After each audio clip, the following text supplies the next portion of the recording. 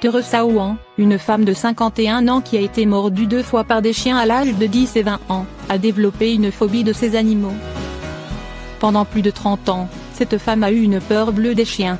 Jusqu'au jour où elle a fait la rencontre de Bo, celui qui allait devenir son chien de compagnie. Un chien de refuge qui avait très peur des humains.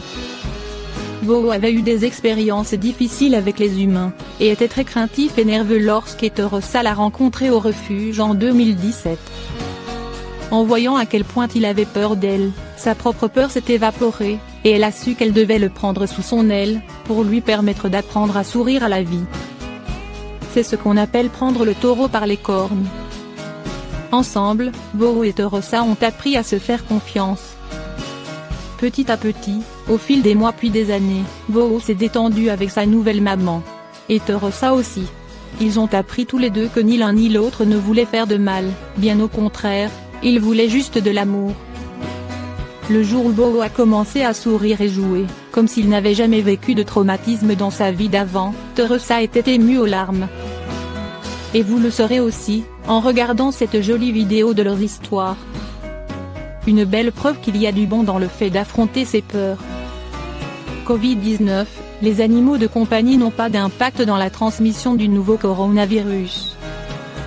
Selon une nouvelle étude de Lance, les animaux domestiques ne jouent pas de rôle dans la transmission du Covid-19. Suite au cas de Covid-19 détecté chez un chien à Hong Kong, un chat en Belgique et un tigre à New York, les craintes de propriétaires d'animaux de compagnie quant à la transmission du virus des animaux à l'humain ont monté ces dernières semaines.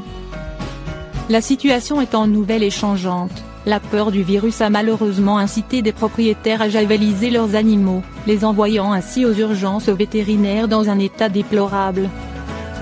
Dans ce contexte inquiétant, Lance, l'Agence nationale de sécurité sanitaire de l'alimentation, de l'environnement et du travail, a mené une étude sur la transmissibilité du Covid-19 des animaux de compagnie à l'humain, afin d'apporter des éclaircissements sur la situation. Des conclusions claires sur les animaux de compagnie et le Covid-19. À l'issue de leur recherche, Lance a affirmé que les chiens testés dans une étude unique menée par des chercheurs chinois étaient peu réceptifs au virus.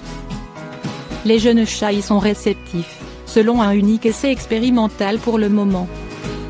Un jeune chat infecté a montré des lésions sur l'appareil et a transmis le virus à un chat contact, c'est-à-dire vivant dans la même enceinte mais non en contact direct avec le chat malade.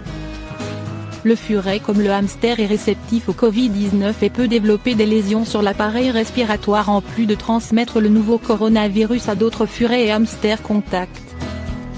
De très rares animaux de compagnie ont été contaminés par le virus en étant en contact étroit avec leurs propriétaires contaminés.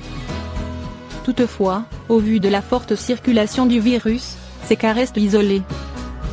Et surtout, aucun cas de contamination d'un humain par un animal de compagnie n'a été rapporté à ce jour. Selon Lance, il n'y a aucune preuve que les animaux domestiques ne puissent transmettre le virus aux humains. Que faut-il faire ? Cela vaut la peine de le répéter, il n'y a aucune preuve que les animaux de compagnie puissent transmettre le nouveau coronavirus aux humains. Toutefois, Lance recommande d'éloigner les animaux de compagnie des personnes contaminées, et de se laver les mains après avoir caressé un animal de compagnie ou changé la litière d'un chat, en plus de toujours respecter les gestes barrières à tout moment. Mieux vaut prévenir que guérir, et il n'est pas impossible qu'une personne contaminée, avec symptômes ou non, ait touché le pelage ou les accessoires de l'animal avant vous.